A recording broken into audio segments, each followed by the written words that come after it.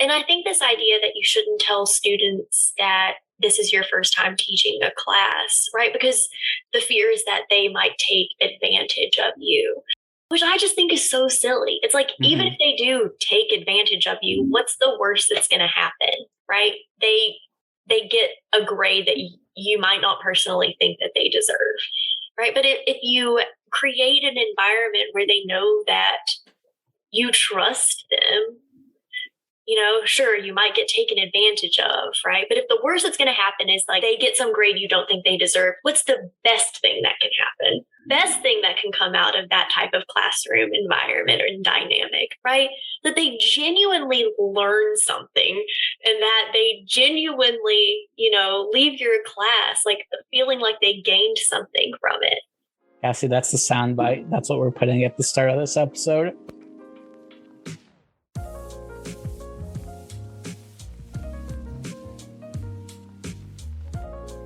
Hello. My name is Jacob Miranda.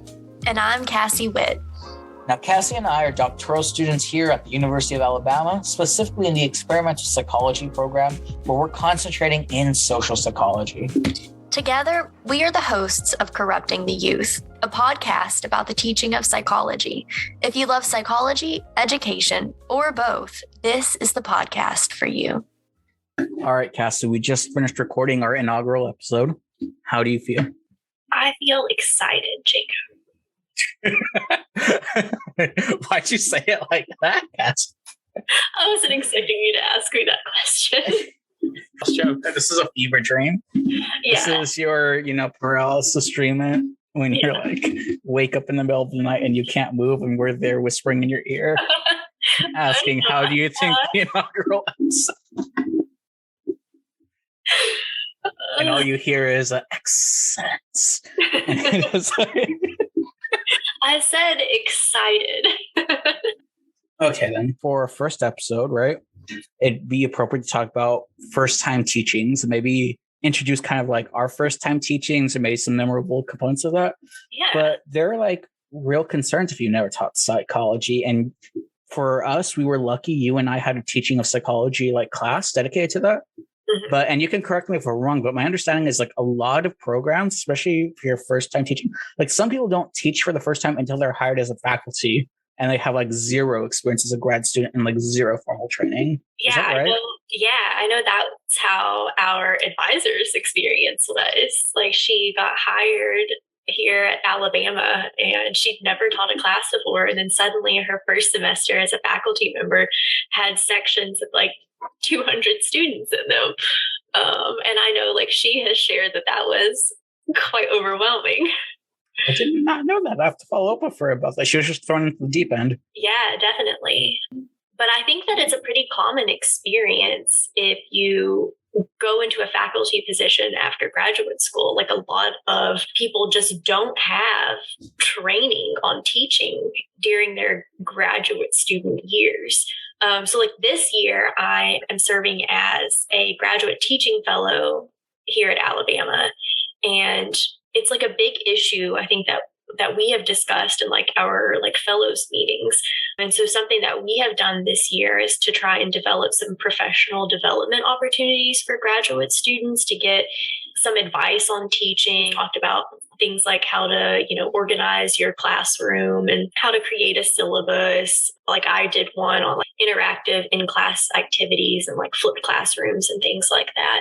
But generally, yeah, I think that many programs in a variety of disciplines, not just psychology, you don't have that kind of training, right? So, and sometimes like graduate students are told to teach classes without that training, right? You're just handed a syllabus and you're like, you're going to teach this 300-person class this semester, which is just terrifying. And so then when students are like, my instructor was interactive enough or they didn't connect with me, which I've heard, like sometimes I hear that in smaller classrooms, but like that's so much easier to understand where it's like, even a trained professional, it would be hard to connect with students or if it's a 300-person classroom. So like, I'm definitely sympathetic to that.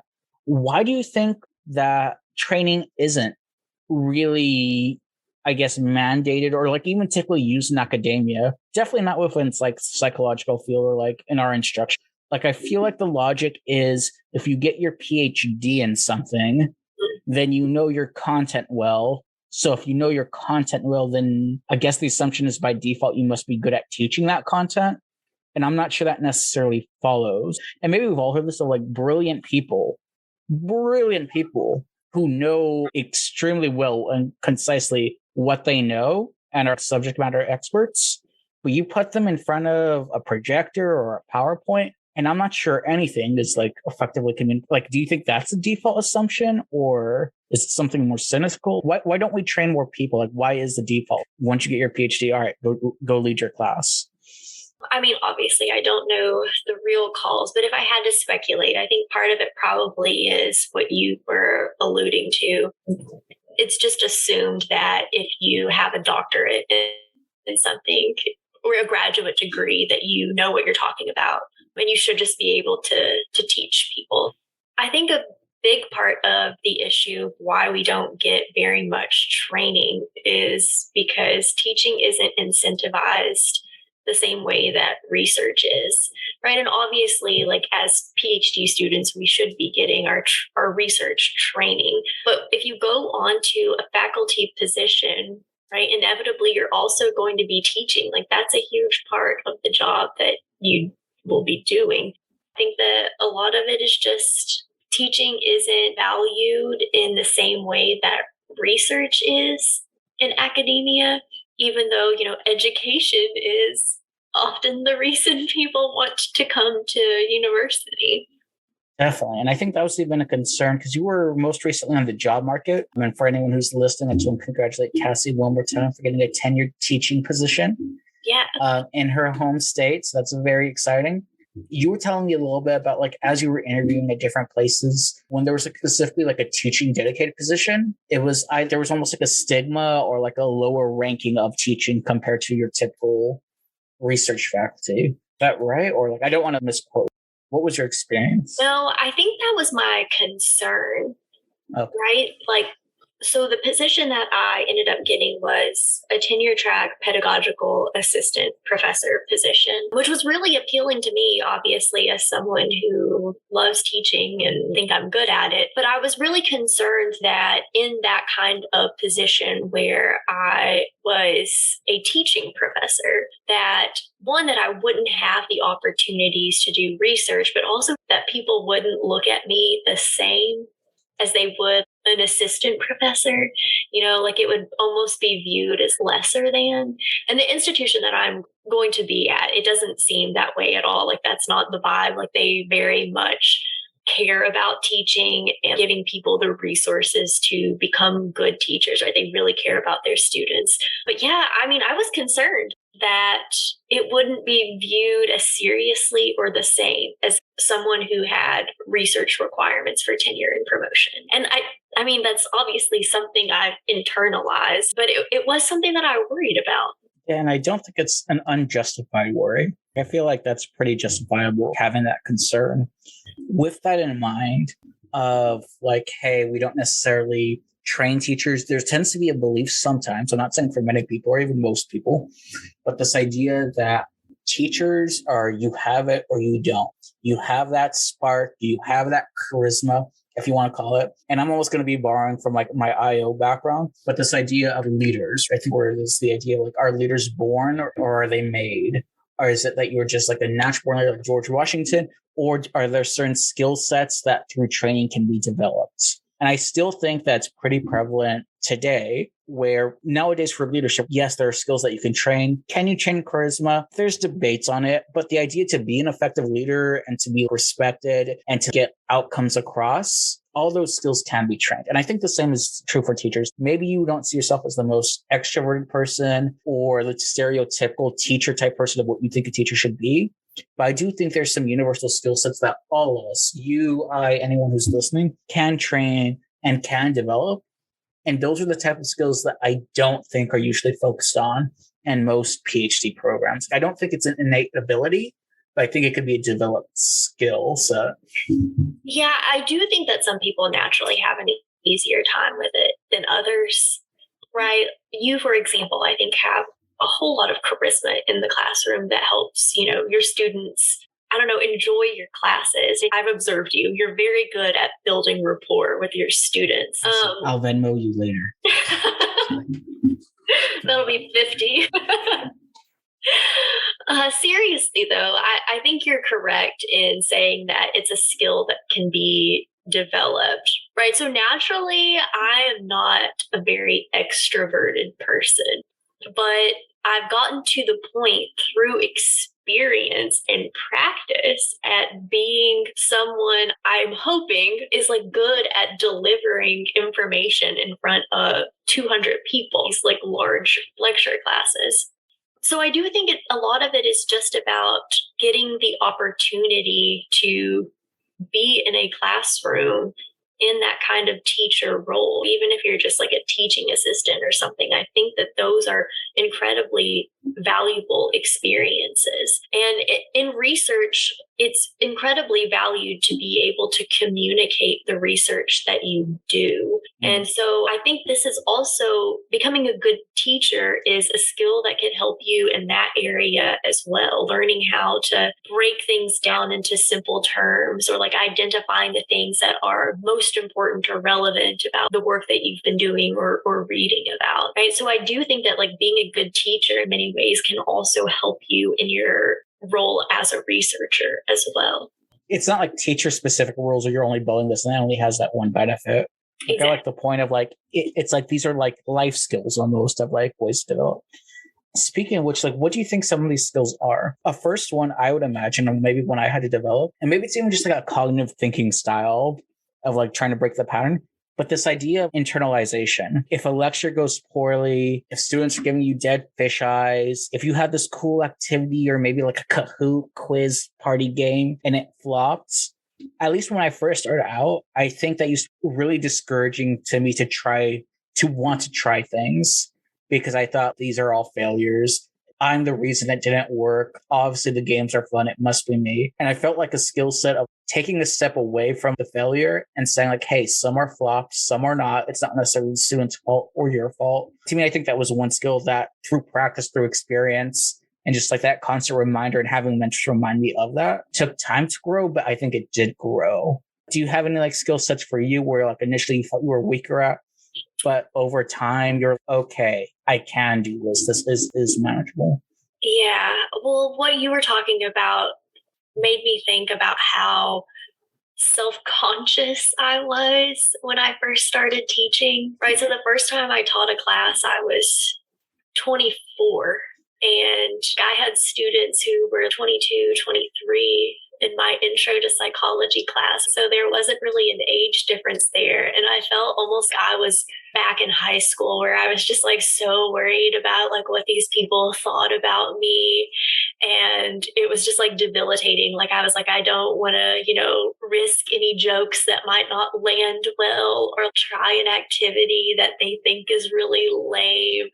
I wanted to be liked and cool. And I was just so self-conscious about the things that I did. And like you said, I think it's just something that comes with getting that valuable experience where you kind of shift your mindset to where you're like, I don't have to be so self-conscious about every single thing that I do in the classroom. So if you are someone who is really new to teaching, like you've never taught a class or like you have maybe taught one or two, recognizing that they don't really care that much. I don't think that it's not like they're going to be like in the group me being like, oh, like her statistics joke was so lame. I mean, it was pretty lame.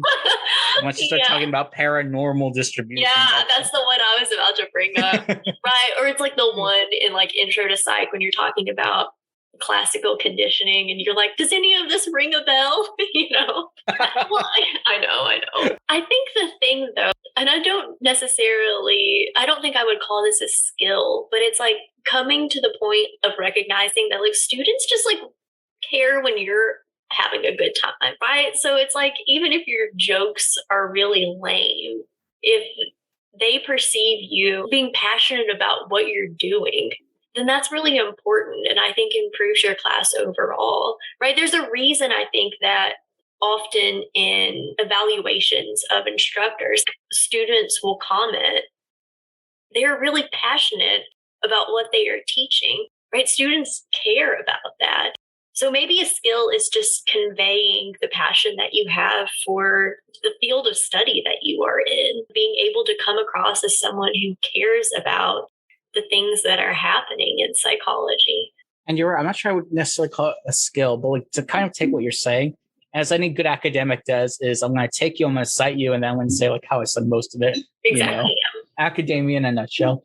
It's this idea of, for me, authenticity and authentic leadership. And I guess in this case, authentic teaching, because I know it is kind of a prevalent attitude, but this idea that students are the enemy, don't show weakness. And I've heard this type of talk. It's almost like war talk. Don't ever show any weakness, because if you show any type of weakness, they're going to exploit that, take advantage of you, and they're going to like use and abuse you. And I think like having that mentality, I don't see how that mindset of students are the enemy who will only take advantage of you if able.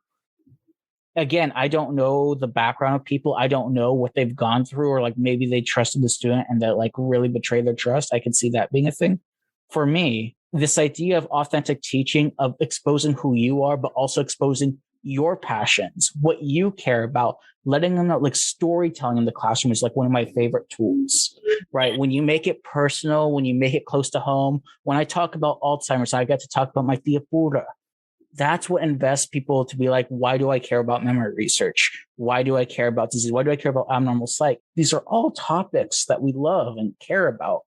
And I feel, if anything, there's a skill that exists amongst many instructors in psychology that I wish would go away, or that I wish we could unlearn. How I like to conceptualize it, a reverse Rumpelstiltskin effect. So like for those of you who know the fairy tale, and Cassie, I'm sure you maybe heard me say this before, Rumpelstiltskin gave the power, I think it was like a peasant girl, to weave hay into gold.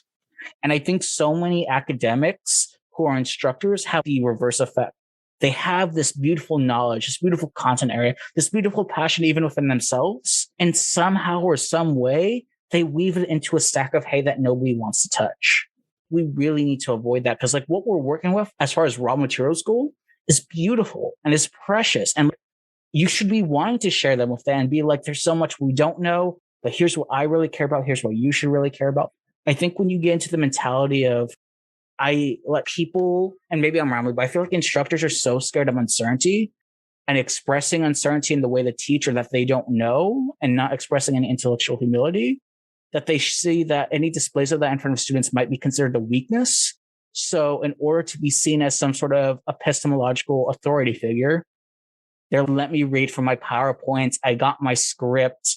Here are my words, very monotone, right? Because in that case, no one can ever doubt your knowledge if you're saying the words, versus having like an authentic conversation with someone. Yeah, I don't know the origins of Alzheimer's. I know it personally impacted me, and it's kind of scary that we don't know how to fix it, but it's still important, isn't it? Like, I feel like that's a very tangible difference to like show that weakness and be okay with that. But I can also understand how scary that is for some people. I think there's a need to be like, I'm Mr. Miranda. I'm Dr. Miranda. I am not Jacob. You do not call me Jacob. I'm not saying I'm like that, but I know instructors who are like, do not call me by my first name. Boundaries, stay away from me. You're you, I'm me. I read from lectures, you sit at your seat, and then you go. And I don't think that's fun for the students. And I don't think it's fun for you as a teacher, in my personal opinion. Like, cause I've been around, like, what do you think, Cassie? Like this idea of like being okay with being honest to yourself and to your students? Yeah, I mean, I think you know already that I feel similarly. I tell my students on the very first day of class, right, syllabus day, I have no interest whatsoever in creating a power differential between you and me. I want us all to be here because we have the shared goal of learning something. And I also tell my students day one in class, I trust you. Day one, we haven't really had a conversation with one another yet, but I trust you, and I want you to trust me, that I'm going to be able to teach you things, and that the things that I tell you in class about how class is going to be structured, that's actually how it's going to happen. Does it ever surprise your students when you say that you trust them? For me, in this case, they always seem like shocked. It's almost they're expecting to be like, you should doubt me, when you just ever like, or you give them that much freedom. I think that autonomy scares the students. I think Hmm. they're a little freaked out when you tell them that you trust them. And I also think that they, for the most part, seem like really shocked when you extend real concern and empathy towards them.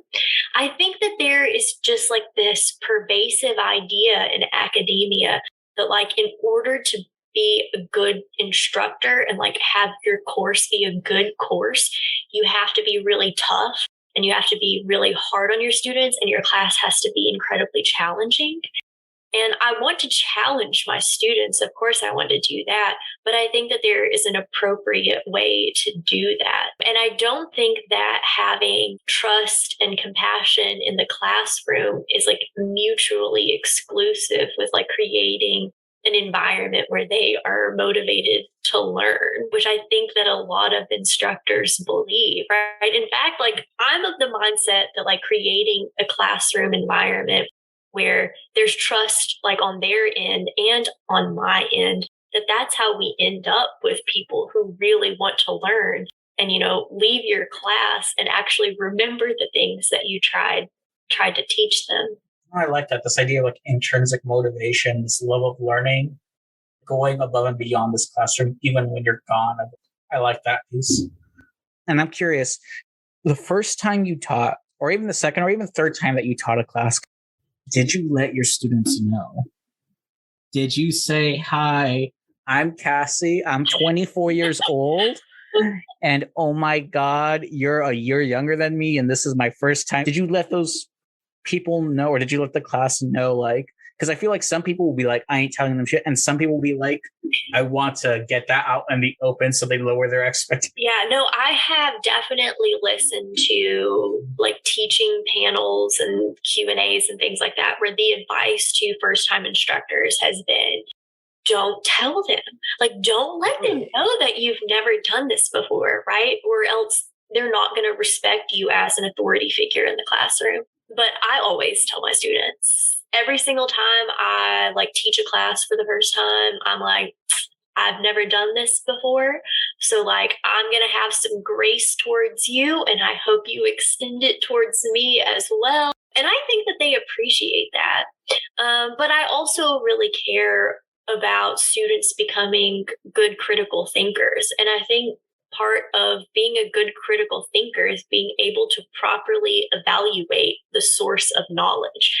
So it's like, if I've never taught a class before, I want them to know that, right? That's an important piece of information for whether or not, you know, they should trust the things that are coming out of my mouth, right? So like, I want them to be able to have all of the information that they need, you know, to critically think about what's being presented to them in class. Yeah, especially, and I thankfully, I think UA, shout out to University of Alabama, especially our department, and one of our directors, Ansley, she's really good at like pairing you with classes that you want to teach rather than like forcibly assigning you a random class. Because if I was to be randomly assigned to like teach abnormal psych, I've never even taken an undergrad course in that. And for me to like be even expected to do that, but I do know that's how it works in some institutions. It's, we need a class filled, you're a TA, you're getting this class, so now you're teaching it, right? And I think you and I even talked about like if you were assigned personality, with like all your skepticism, like we're not personality researchers. Personality's fake. A fun fact for the listeners, we were originally going to call this podcast Higher Ed. Unfortunately, we do live in the state of Alabama, so that's a no-fly zone for us. But if it was Higher Ed, that could be in its talk. That could be an episode. Do we have a sense of self? Yeah. Oh, definitely. If a door opens, does it close? Was the door even there at all? And I definitely feel that way because I'm teaching. So I'm very, very lucky. I got to teach a new class for the first time ever using a junior seminar course here at UA. And essentially, I get to use my master's to work, and I get to actually teach IO, which there seems to be a high demand from our undergrads. Quite literally, 2 weeks ago was syllabus day. And I was straight up, I'm like, listen, I have my master's degree in it. It's been about, 2 years. This is my first time teaching it. And it's not like there's an established course or past PowerPoints or past work that other faculty have done. Like all of this has been creating for you in the moment type of deal. But even as I admit it, I don't want to end it on like, I don't want to be perceived as like such a negative note, because I want to also get them excited. Like, I don't think you should ever end on a negative note. Like, hey, this may be my first time, but let's talk about leadership. Let's talk about organizational culture. Let's talk about diverse initiatives, right? And like connecting those real world applications, even to stuff that you may not know. It goes back to the accept that there are certain weaknesses, be transparent about that, but also be transparent about your strengths and your passions as well. Like, I think that's also a good thing that balances out. Yeah. And I think this idea that you shouldn't tell students that this is your first time teaching a class, right? Because the fear is that they might take advantage of you, which I just think is so silly. It's like, even if they do take advantage of you, what's the worst that's going to happen, right? They get a grade that you might not personally think that they deserve, right? But if you create an environment where they know that you trust them, sure, you might get taken advantage of, right? But if the worst that's going to happen is like they get some grade you don't think they deserve, what's the best thing that can happen? Best thing that can come out of that type of classroom environment or dynamic, right? That they genuinely learn something and that they genuinely, leave your class like feeling like they gained something from it. Cassie, that's the soundbite. That's what we're putting at the start of this episode. Okay. Okay, Cassie. So you and I, we're ramblers. When I say you and I, mostly me, and you're just a polite person who lets me ramble. So thank you for that. I appreciate you. That'll be $50. This is called extortion, y'all. We stay away from these people. I think, though, that if we're going to be talking about first-time teaching, there might be some people who are like, all right, cool, you're talking. Give me something concrete. What do you do? Something tangible? Do you have actions that you take or even resources that you use that help you in your teaching and help you and your students as well, right? And so I think it might be a good idea that if like maybe I list off 3 and you list off 3, if that's okay with you. Sure, yeah. Number 1, first thing I do. One of the things I love doing, it's straight up on syllabus day. And, syllabus day is dreaded by some. Some people love it because it's like, this is going to be a 15, 20-minute day. And we're going to be going over what grades are and like what points are. And that's really what most teachers and students, quote unquote, care about, right? It really freaks them out if you don't have a point system on syllabus day because they're like, then why did I show up? But for me, syllabus day is an opportunity to already start building a community of respect, to kind of establish this idea that learning, how I like to think of it, and one of my favorite quotes from an advisor I had as an undergrad was, you can imagine a square that you're standing and there's a square around you, and that's your comfort zone. And learning does not take place there. It takes place when you take a small step outside of that zone and you're okay with it and you peek outside of your area, right? So learning takes place just outside of that comfort zone. And there's so many students who have been used to being lectured at, who've been used to getting talked down to, that they don't really have discussions or get to feel the need to speak up for the most part, right? There are some who are very comfortable, maybe too comfortable speaking. But I try to challenge my students of like, as an expectation for yourself, like speak up more and challenge more. And I think something that I try to turn on its head is syllabus day is usually about teachers pushing and brandishing expectations onto the students. I basically tell them, like, I have one expectation of y'all, and that's respect, RESPECT, find out what that means. And truly, that is my golden rule, right? Like, no yelling, no screaming, no name calling, or I reserve the right to throw them out. I used to be a lot more serious about that rule. My voice would go like 8 octaves deeper when I would say it. And so they're like, okay, then what about all the other rules, right? The cell phone rule, the attendance rule, all these other rules. And I pause and I say, okay, you're setting the rules. You're setting the rules for the classroom. You're setting the rules for your classmates. You're setting the rules for me. And this tends to freak some students out because they're not normally used to the ones setting the rules.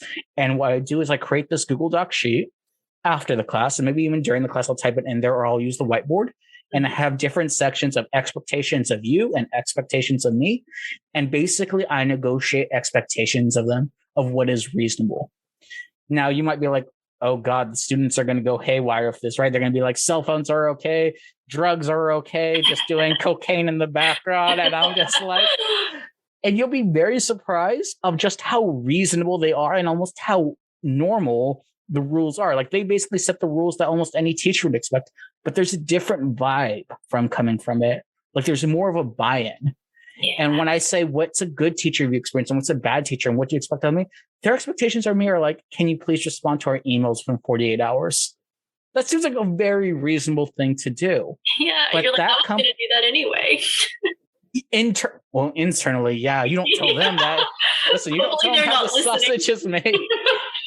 They listen, they're like, wow, he gave us false autonomy. I'm like, no. Hey, the rules are the rules, and they're typically reasonable.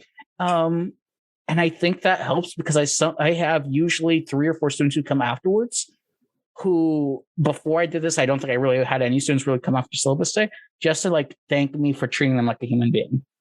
And that I don't know how to react because that's almost heartbreaking in a way, right? Like this isn't like me be like, oh, look how great I am. But the simple fact that you just ask them, what do they think? And like, what rules do you want to set? And how do you want to be part of this community? And they're just like, thank you. I'm like, oh, yeah. I'm like, I didn't do much, but you know, yeah. But I think that's kind of the key takeaway. You don't have to do much to improve your skills. Like it's little thoughtful things, little intentional things I think helps as your teacher. So my very long first one, but like negotiating and having students set rules for the classroom. Yeah, that's a very good tip. I guess the first one I'll share is more about resources. And maybe we can even like link some of these on podcast episodes or whatever. But yeah, what do podcasters do? We'll link to some of the notes. Can we like link something? Maybe we'll tweet it later.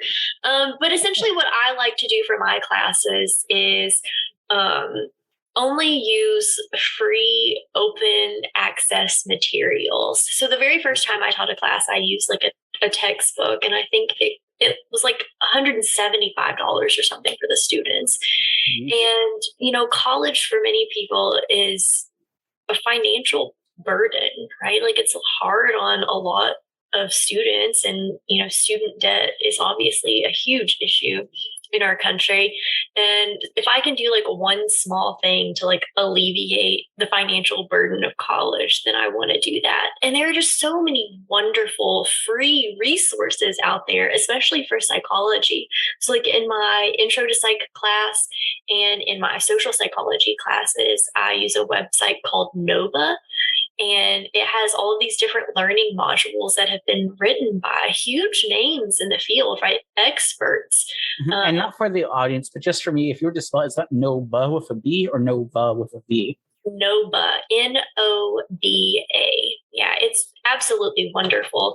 But I've also found some really great like free textbooks to use in my statistics courses as well. So if you're like willing to like look into things, then there are all sorts of wonderful materials out there online. And I always tell my students day one of class, like, I'm not going to make you pay for a book when there is so much information on the internet that's good information, you know, that we can use for free. Amen. I love that. Because even in like teaching out of the semester, like there are societies out there that like provide you like 20 PowerPoints on 20, like there are resources out there for anyone to be like, if this is your first time teaching, or if you're trying to learn on your own as a student, they're out there and they're free. And I'm like, oh, definitely. So like Nova that I was talking about, so they have like the learning modules for students, but then they also have for instructors PowerPoints that you can use. They have exam like test banks full of questions that you can use. It's absolutely wonderful. And I've utilized those resources for a long time now. All right. So number 2, I would say another way to make the classroom personal and to kind of like create more of a community of respect. And I mentioned it kind of briefly earlier on, but this idea of storytelling. Every single person in that classroom, yourself included, has a story to tell. And especially with psychology, the study of human behavior, emotion, cognition, motivation. That's intrinsically what it means to be human. To say that you don't have a story on memories, or to that you didn't experience an emotional time in your life, or even mental health, like those exist and can be relevant to everyone. And so this idea of, even if you're starting out a lecture or ending the lecture, as when I was an undergrad, the only thought I could have so many classes I was so bored of is, why am I learning this? What is the point? Right? What is the point of me taking this class besides it's mandatory for credits? And for me, some of the best teachers I've had and that I've tried to, is it emulate?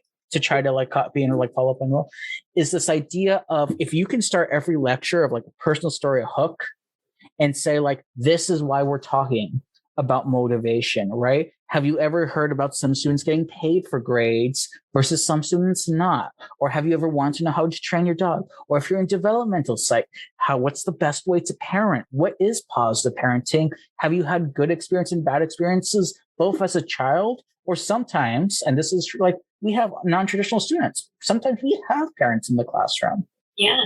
If you can get them to start telling those stories and they're like, oh, that's why people care about this topic. Oh, let me listen a little bit more deeply instead of like this kind of blind reading of the PowerPoint slides. Like, I would say less text is more, and giving the opportunity and spotlight for students to share their own stories. And maybe that's touching upon like the third activity I'll do, so I'll stop now. But this idea of like, to me, life stories are powerful and they evoke a lot of things. Definitely. So, yeah. And I think that my second tip is related to that as well. So I think my second tip is to not be afraid to share with students things about your own identity. So like, I've had wonderful conversations with my students after sharing things like, I'm a first generation college student, or I'm queer. And especially like teaching here in the South, like that has generated some really deep and meaningful conversations where I've been able to connect with students who also share that identity status, right? Or like in my social psych class, recognizing that I'm white and that I have a lot of privilege, and talking about those sorts of things. I think that students like connect to that kind of vulnerability, right? And it goes back to what you were talking about at the very beginning about the importance of humanizing teachers, right? Like, we are like human beings with our own, thoughts and emotions and struggles and joys and things like that. And, making yourself seem just real to your students, I think, is a very powerful teaching tool. I'm probably going to make this one a two-parter because you made me think of something. First, I wanted to talk about my original number 3. And that was going to be a very classical activity that I learned in my own TOP, teaching of psych class. Very traditional, but very effective, of think, pair, share, where you pose a question to the class, maybe on a PowerPoint out loud.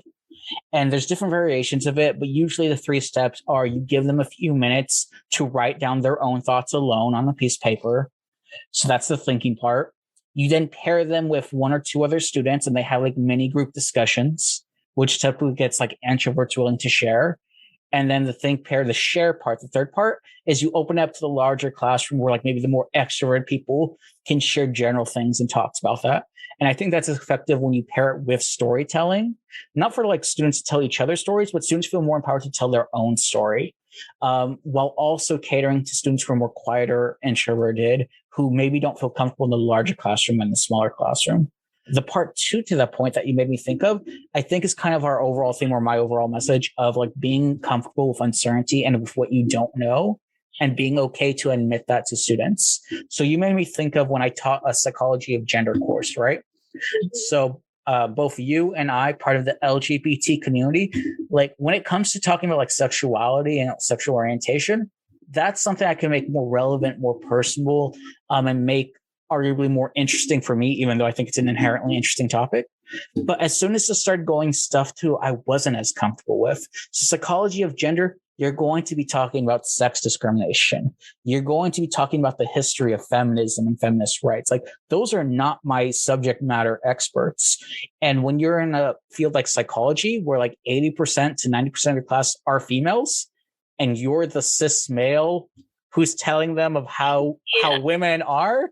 Like, I was very upfront with them. I'm like, if you disagree with anything I'm saying, and I try to put it in tentative language, like, hey, this is what we kind of believe is going on. Do you agree or disagree? I think a good piece of advice is let your students challenge the material. Don't share your material as this is, truth as God knows it, but be a little bit humble about it and just be like, here is the consensus, right? Even if it's like a more thing that you're more expert on, here's the consensus. There seems to be strong evidence. Here's the evidence. But if you're skeptical, can you tell me why you're skeptical? Can you tell me a little bit about that? Let other students hear it, because there's probably more than one student who's skeptical of what you're saying.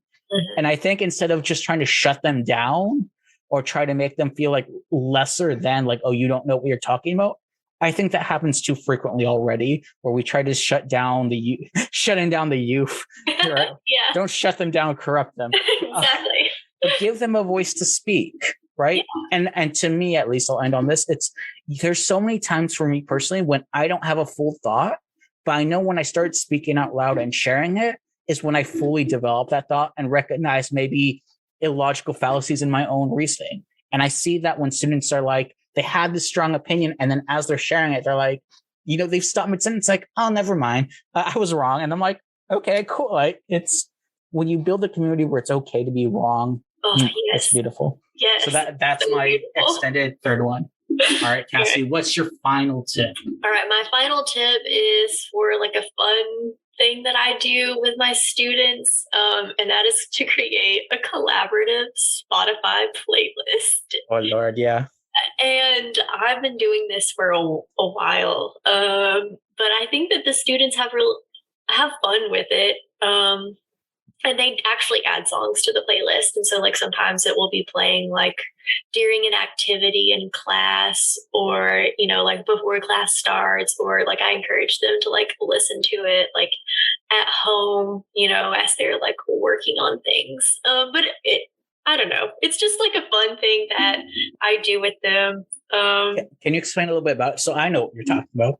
But like, can you like walk me through like what this, or walk someone who's never heard of this is when you say a collaborative Spotify? Oh, okay. What is that like? Right. So I make a playlist on Spotify where students are able to add songs to the playlist as well. So like throughout the semester, like students have the opportunity to like put some songs on there. I put songs on there throughout the semester. And then like at the end of the semester, I'm like, this is our playlist that you can, like and follow, and like have, like, we made this together.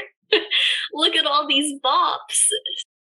Okay, maybe sometimes I feel like the old man. I'll let you boppers keep on bopping. I would say, so like when I hear that, right? And I don't do this, right? So this is uniquely you. Yeah. Is there ever a concern for students like putting inappropriate songs, or like songs that you didn't screen or kind of got through, and are like, does that ever become an issue, or is that something people should worry about, or how do you handle that type of situation? Oh, I do not care. I mean, fair enough. It doesn't matter to me. I'm like, it's art. Who am I to say it's inappropriate?